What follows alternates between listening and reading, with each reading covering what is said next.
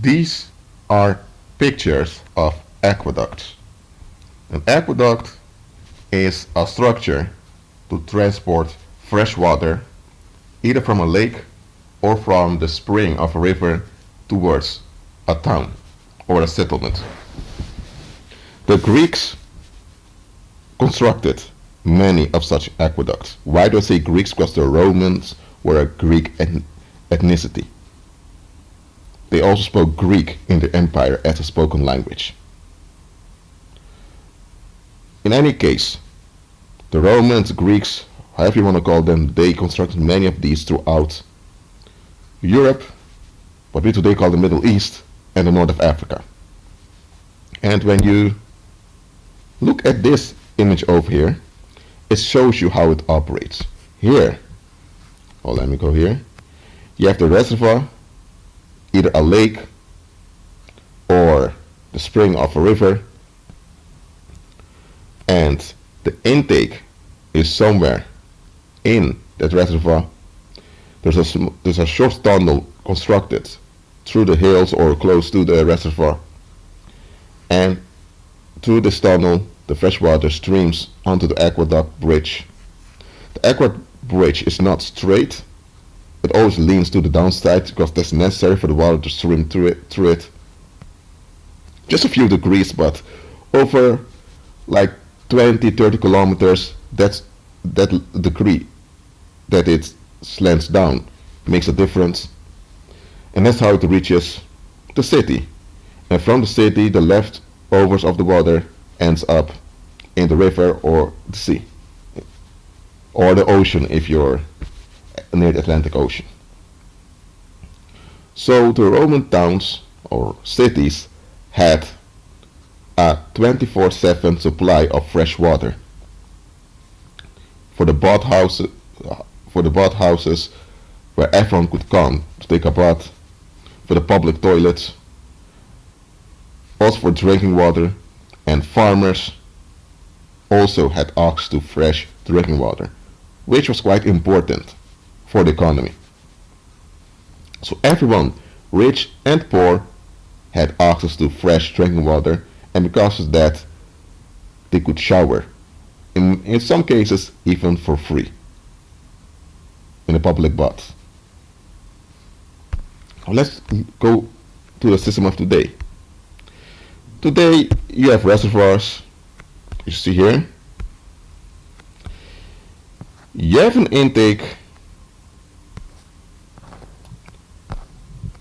but they dig long tunnels under the ground, the treatment plant where they purify the water, it then goes into the city. So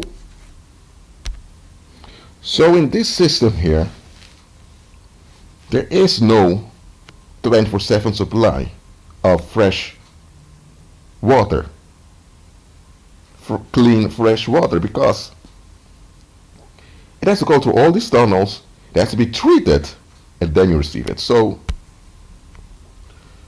the quality of the water, of drinking water or tap water today, it has decreased since the Roman era.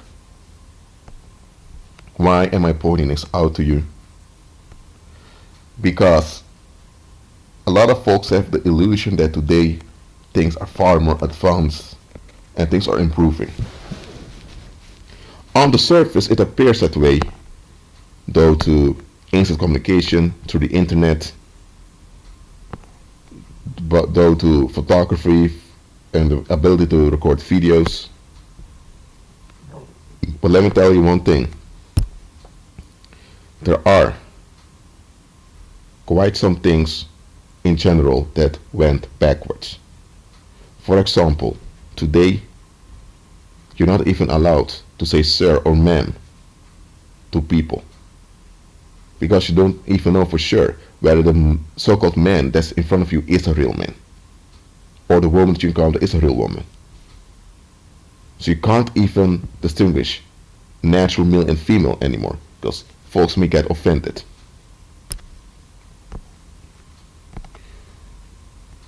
So when judging things, look at the bigger picture. The Romans, or Greeks, or the Greco-Roman civilization, despite all its defects, one thing they provided was fresh drinking water for everyone, which is a basic human need.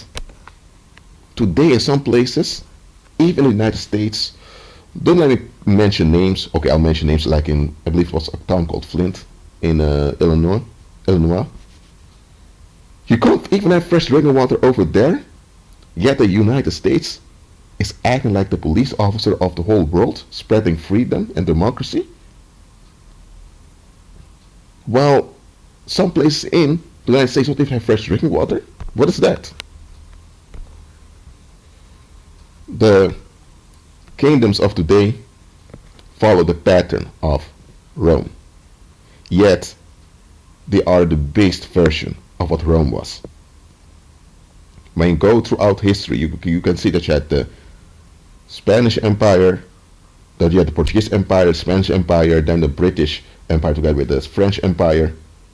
When you look at all of these empires succeeding one another, the quality decreased.